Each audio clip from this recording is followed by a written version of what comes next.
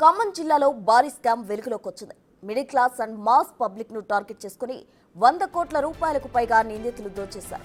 ఖమ్మం జిల్లా చింతకాని మండలం అనంతసాగర్ కు చెందిన గంటెల నవీన్, నజీర్, పాషా అనే ముగ్గురు వ్యక్తులు రియల్ ఎస్టేట్ కంపెనీ ప్రారంభించారు. ఆ తర్వాత మెటాప్లస్ పేరుతో ఆన్లైన్ బిజినెస్ పెడుతున్నామని ప్రజలను నమ్మించే ప్రయత్నం చేశారు. దీని ప్రధాన కార్యాలయం దుబాయ్లో ఉందని నమ్మించారు.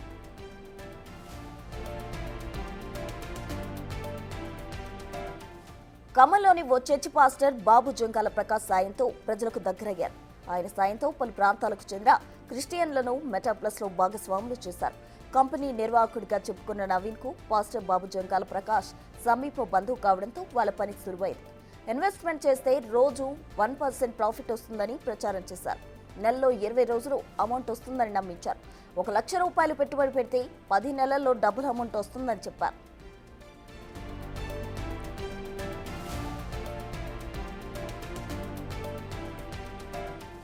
కంటిన్యూగా పెట్టుబడి పెట్టిన వారికి దుబాయ్, గోవా ట్రిప్పులకు తీసుకెళ్తామని ఆఫర్లు చేశారు. దీంతో స్థానికులు భారీగా పెట్టుబడులు పెట్టారు. ఇన్వెస్ట్ చేయడమే తప్ప ఇన్కమ్ రావడం లేదని గ్రహించారు. దీనిపై మెటాప్లస్ నిర్వాహకులను ప్రశ్నించారు. వసం చేస్తే రౌడీలతో బెదిరించారని చెప్తున్నారు బాధితులు. దీంతో సైబర్ క్రైమ్ పోలీసులను బాధితులు ఆశ్రయించగా మెటాప్లస్ నిర్వాహకుల మోసం బయటపడింది. ఏకంగా 100 కోట్ల రూపాయలు దోచేశారని తేలింది.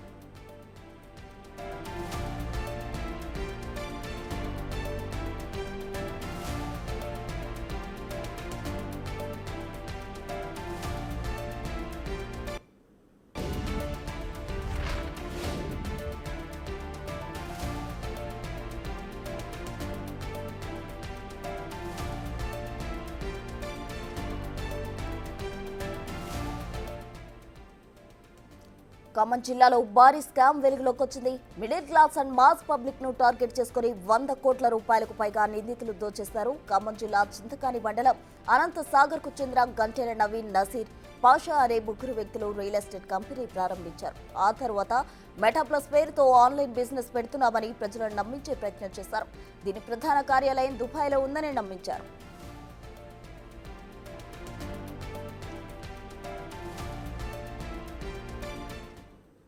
అమాయకులను టార్గెట్ గా చేసుకుని 100 కోట్ల రూపాయలు దోచేశారు దుండగులు. దీనికి సంబంధించి పూర్తి డీటెయిల్స్ మా ప్రతినిధి భాస్కర్ అందిస్తారు. భాస్కర్,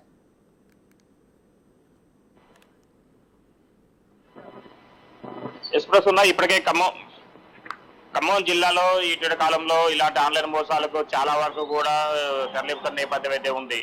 ఫలితంగా చూసుకుంటే మాత్రం ఇప్పటికే గడ్డల నవీన్ అనే ఒక వ్యక్తి, తనతో పాటు తన అనుచరులుగా ఉన్నటువంటి మరో పాషాతో పాటు నజీర్ అనే వ్యక్తి కూడా ఖమ్మం నగరంలో పేద మధ్యతరగతి ప్రజలను టార్గెట్ గా చేసుకొని మెటాప్లస్ అనే ఒక బిజినెస్ ను కొత్తగా లాంచ్ చేసుకుంటూ దాంతోపాటు రియల్ ఎస్టేట్ వ్యాపారం కూడా కొనసాగిస్తున్నట్టుగా నమ్మబాలికి మొత్తానికైతే నిరుపేదలను మధ్యతరగతి వారిని టార్గెట్ గా చేసుకొని యథేచ్ఛగా కోట్లాది రూపాయలు కూడా లావాదేవీలు జరుపుకొని యథేచ్ఛగా బోర్డు తిప్పేసిన ఘటన అయితే ఖమ్మం జిల్లాలో సంచలనం రేకించింది.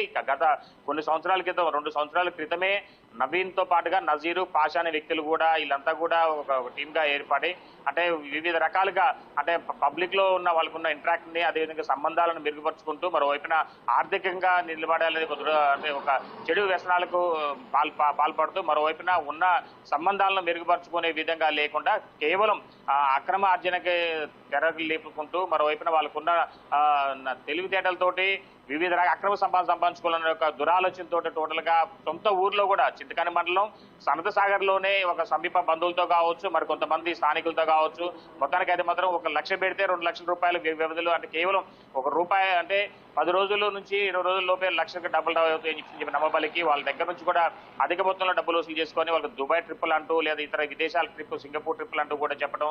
మరోవైపు చూసుకుంటే మాత్రం ఆ ట్రిప్పులకు సంబంధించింది ఏమో కానీ టోటల్ గా బాధితులు నష్టపోయి తీరా మాకు డబ్బులు రికవర్ చేయాలంటే ఒత్తిడి ఇవ్వడంతో గత జనవరి 14వ తారీఖు నుంచి కూడా నవీన్ అనే వ్యక్తి కావచ్చు, నజీర్ కావచ్చు, పాషా కావచ్చు మొత్తం కూడా బహు చాటేసి ఇప్పుడు లోకల్లో లేని పరిస్థితి నెలకొంది. ఫలితంగా చూసుకుంటే మాత్రం వాళ్ళకి ఫోన్ చేసినా కానీ స్థానికుల దగ్గర నుంచి కూడా ఎలాంటి సమాచారం రాకపోవడంతో కనీసం ఆ నిర్వాహకుల దగ్గర నుంచి ఎవరికి ఎలాంటి భరోసా లేకపోవడంతో కూడా మోసపోయామని చెప్పిన గ్రహించారు. మరోవైపున దీనికి సంబంధించిన నవీన్ సొంత ఊర్లో ఉన్నటువంటి అనంతసాగర్ గ్రామానికి చెందినటువంటి ఓ ప్రకాష్ పాస్టర్ అనే వ్యక్తి కావచ్చు, మరోవైపున బాబు అనే వ్యక్తి కూడా ఇద్దరు కూడా వాళ్ళకున్న సంబంధాలు పర్చేసులతో కూడా ఈ మెటాప్లస్ ఆన్లైన్ ట్రేడింగ్ బిజినెస్ లో కూడా వాళ్ళు అమౌంట్ కట్టడం కూడా జరిగింది. ఫలితంగా చూసుకుంటే మాత్రం సుమారు ఇప్పుడు లక్షలాది రూపాయల నుంచి కోట్లాది రూపాయల వరకు కూడా భారీ స్కామ్ జరిగిందని కూడా తెలుస్తుంది. నిన్న సైబర్ క్రైమ్ పోలీసులు కూడా ఆశించిన కూడా నేపథ్యం అయితే ఉంది.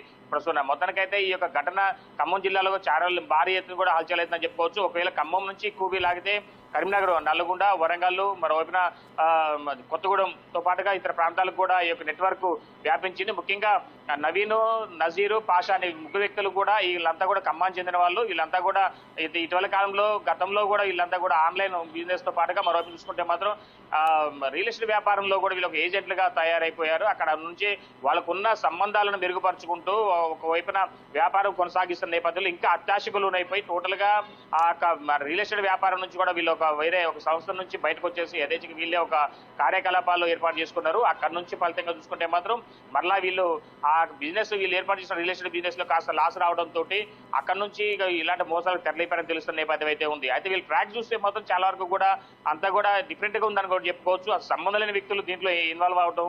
మరోవైపు చూసుకుంటే మాత్రం దీనికి సంబంధించి చాలా వరకు కూడా ఇప్పుడు ఈ బాధితులు బయటకు వస్తున్న నేపథ్యం ఉంది. అయితే ఇది ఒక ఎత్తు అయితే ఖమ్మం వాళ్ళు స్థానికంగా ఉన్నారు. ఖమ్మంలో చాలా తక్కువ మంది కూడా క్లయింట్లు ఉన్నట్టు తెలుస్తా ఉంది. మరోవైపు చూసుకుంటే మాత్రం వరంగల్, ఉమ్మడి నల్గొండ, మరోవైపున కరీంనగర్, ఉమ్మడి కరీంనగర్ ఆ ప్రాంతం నుంచి కూడా ఎక్కువగా సింగరేణి వాళ్ళని టార్గెట్ గా చేసుకొని అక్కడ నుంచి ఆన్లైన్ ట్రేడింగ్ బిజినెస్ కు తెరలేపినట్టు తెలుస్తా ఉంది. ముఖ్యంగా ఇది ప్రధాన కార్యాలయం కూడా దుబాయ్ లో ఉన్నట్టుగా లేనివి ఉన్నాయి క్రియేట్ చేసుకుంటే అక్కడ దుబాయ్ ఒక షేక్ అనే ఒక వ్యక్తితోటి వాళ్ళు టైప్ చేసుకొని అతను కొంత నగదు ఇచ్చేసి తన కార్యకలాపాలకు సంబంధించింది ఇక్కడ ఉన్నదనేది నమ్మబలికే విధంగా వాళ్ళతో అంటే వాళ్ళకి తెలుగు రాదు, వీళ్ళకి హిందీ రాదు, భాష రాదు కాబట్టి వాళ్ళని ఏదో చెప్పుకుంటూ వీళ్ళు ట్రాన్స్ఫర్ చేసుకుంటూ అక్కడ తమ ప్రధాన కార్యాలయం ఉందన్నట్టు నమ్మబలికి ఆ కార్యాలయాన్ని చూపెడుతూ వాళ్ళకి విజువల్స్ చూపెట్టుకుంటూ వీడియోలు అవి చూపెట్టుకుంటూ ఇక్కడ ఉన్న వాళ్ళకు ఒక లేనిపోని ఒక మాయా ప్రపంచం క్రియేట్ చేశారు. ఆ మాయా ప్రపంచంలో వీళ్ళంతా ఊగిస్తూ ఆడే విధంగా వాళ్ళని ప్రేరేపణ చేయడం కూడా జరిగింది. ఫలితంగా చూసుకుంటే మాత్రం తమకు తెలియకుండా తమ జేబులో డబ్బులు తీసి లక్షలాది రూపాయలు ఈ నిర్వాహకులు కట్టడంతో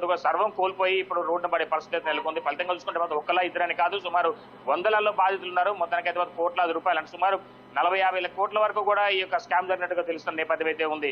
అయితే ఇటీవల కాలంలో దీనికి సంబంధించి జనవరి నెల 14వ తారీఖు నుంచి కూడా నవీన్ కావచ్చు, పాషా కావచ్చు, మరోవైపు చూసుకుంటే మాత్రం నజీర్ అనే వ్యక్తి కూడా వీళ్ళు ముగ్గురు కూడా ఇప్పటి వరకు కూడా అసలు వీళ్ళు బ్రతుకున్నారా లేరా అనేది కూడా ఏ దేశంలో ఉన్నారు, ఏ రాష్ట్రంలో ఉన్నారో కూడా తెలియని పరిస్థితి నెలకొని ఉంది. దీనికి సంబంధించి సైబర్ క్రైమ్ పోలీసు పూర్తిస్థాయి దృష్టి సారించి వీళ్ళకి సంబంధం అంటే వీళ్ళు దుబాయ్ వెళ్ళిపోయి వస్తూ ఉన్న నేపథ్యం అయితే ఉండేది. దుబాయ్ లో వీళ్ళు కొద్దిగా ఆ రాకపోవడం చేసిన నేపథ్యం ఉంటుంది కనుక ఒకవేళ ఆ దేశం ఏమన్నా దుబాయ్ అని వెళ్ళారా లేదంటే ఇతర రాష్ట్రంలో ఉన్నారనేది కూడా తెలియాల్సిన పరిస్థితి నెలకొని ఉంది. ఇంకా బాధితులు పూర్తిగా బయటకు వచ్చి తమకు ఉన్నటువంటి సమస్యను పబ్లిక్ చూపెడితే కనుక ఇంకాస్త దీనిపై పోలీసు పూర్తిగా దృష్టి సారించే అవకాశం అవుతుంది. నిన్నటి వరకు అయితే పోలీస్ స్టేషన్లో ఎలాంటి కేసు కాలేదు, కానీ సైబర్ పోలీసులకు మాత్రం సమాచారం ఇచ్చినట్టు తెలుస్తున్న నేపథ్యం అయితే ఉంది ప్రస్తుతం. భాస్కర్, మీరు అన్నట్టు కోట్ల రూపాయల్లో స్కామ్ అంటే సామాన్యమైన విషయం కాదు. ఇప్పటికే బాధితులు కూడా బయటకు వచ్చారంటున్నారు. అసలు ముగ్గురుతో ఇది సాధ్యమైన పని కాదు, ఇంకా ఎక్కువ మంది కూడా ఇన్వాల్వ్మెంట్ ఉండి ఉండొచ్చు. అయితే వాళ్ళకి సంబంధించిన డీటెయిల్స్ ఏమైనా బయటకు రావడం జరిగిందా? బాధితులు ఏమంటున్నారు అసలు? ప్రస్తుతం ఇప్పటికైతే ఇది వాస్తవం చాలా వరకు మనం కూడా చెప్పుకోవచ్చు. వాస్తవం ముగ్గురు సంబంధించిన విషయం అయితే కాదు. ఎందుకనంటే నవీన్ అనేటోడు ఒక దీంట్లో ఒక కీలక పాత్ర పోషించారంటే ఆయనకున్న సంబంధాలను ఆయన గతంలో రియల్ ఎస్టేట్ వ్యాపారాలు పనిచేయడంతో వాళ్ళకున్న ఆర్ఎంపీ డాక్టర్లు కావచ్చు, డ్వాక్రా మహిళా సంఘాలు కావచ్చు, లేదా ఎల్ఐసి ఏజెంట్లు కావచ్చు, ఇతర అంటే కొద్దిగా పలుకుబడి ఉన్న వాళ్ళతోటి ఆయనకు ఉన్నటువంటి నెట్వర్క్ ని ఈ యొక్క నజీరు, పాషాతో పాటు మరికొంతమంది దీన్ని క్యాష్ గా చేసుకొని ఆయనకు ఉన్నటువంటి పరిజ్ఞానం, ఆయనకు ఉన్నటువంటి తెలివితేటలతోటి వాళ్ళని ఏ ట్రాప్ లోకి లాక్కోవడం, నవీన్ ట్రాప్ లోకి లాక్కొని నవీన్ కి సంబంధించి ఆయన తెలియకుండానే ఆయనకు దగ్గర నుంచి కోట్లాది రూపాయలు చేతులు పడినట్టు తెలుస్తున్న నేపథ్యం అయితే ఉంది. ఎందుకంటే నవీన్ అనే వ్యక్తి చాలా వరకు కూడా ఖమ్మంలో ఒక ప్రధాన రియల్ ఎస్టేట్ కంపెనీలో ఏజెంట్ గా పనిచేసే సమయంలో ఆయనకి చాలా వరకు కూడా కంపెనీ ప్రోత్సాహం అందించిన నేపథ్యం అయితే మనకు తెలుస్తున్న నేపథ్యం అయితే ఉంది. అయితే అలాంటి ఘటన నుంచి ఆయన మళ్ళా ఒంటరిగా బయటకు వచ్చేసి ఆయన వేరే సొంతగా రియల్ ఎస్టేట్ వెంచర్ లో ఒక వేరే వాళ్ళు వేస్తే దాంట్లో భాగస్వామిగా ఒక ఏజెంట్ గా మార్కెటింగ్ చేసే విధంగా ఆయనకు ఒక సెటప్ చేశారు. ఆ సెటప్ పెట్టిన తర్వాతనే ఈ పాషా, నజీర్ అనే వ్యక్తులు వచ్చి ఆయనకి జాయిన్ అయిపోవడం, తర్వాత ఆయనకున్న పరిచయాలతోటి వాళ్ళందరినీ కూడా ఒక ట్రాప్ లో పడేసి ఒక మెటాప్లస్ అనే ఒక ఆన్లైన్ ట్రేడింగ్ కంపెనీని క్రియేట్ చేశారు.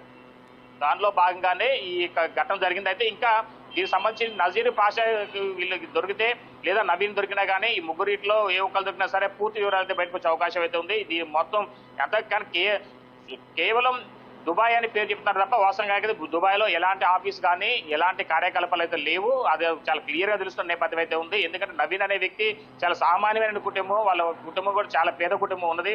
కానీ ఆయనకి ఎక్కడో ఒక చిన్న విషయం అంటే రియల్ ఎస్టేట్ ఏజెంట్ ఉన్న సమయంలోనే ఆయన కొద్దిగా లక్కీ కలిసి రావడంతో ఆయన కొద్దిగా ఎదిగి ఉన్నతంగా కొద్దిగా స్థిరపడ్డారు. ఫలితంగా చూసుకుంటే మాత్రం ఆయనకున్న పరిచయాలను ఈ పాషా నజీర్ అనే వ్యక్తులు దీన్ని అలవాట్లుగా దానికి వ్యసనాలుగా బానిసైనట్టుగా తెలుస్తున్న నేపథ్యం అయితే ఉంది. పోలీసులు కూడా అంటే ఇంకెంతవరకు అయితే పూర్తి స్థాయిలో మనం వివరాలు కోరినా కానీ కేసు ఎలాంటిది కాలేదని చెప్తున్నారు. ఇంకా బాధితులు మాత్రం ఈ అంటే ఈ రోజు వరకు అయితే మాత్రం మాక్సిమం బయటకు వచ్చే అవకాశం ఉంది. ఇప్పటికే ఇది బయటకు వచ్చేసింది, పబ్లిక్ లోకి వచ్చే నేపథ్యం అవుతుంది కనుక పోలీస్ స్టేషన్ లోకి వెళ్ళి పోలీస్ కంప్లైంట్ చేస్తే మాత్రం పోలీసులు పూర్తిగా దర్యాప్తు చేసి అసలు నవీన్ అంటోడు ఎక్కడ ఉన్నాడు, నజీర్ అంటోడు ఎక్కడ ఉన్నాడు, ఈ పాషా అంటోడు ఎక్కడ ఉన్నారు అనేది వివరాలు బయటకు వచ్చే అవకాశం మెరుగ్గా కనపడుతుంది. ప్రస్తుతం రైట్, థ్యాంక్ యూ భాస్కర్.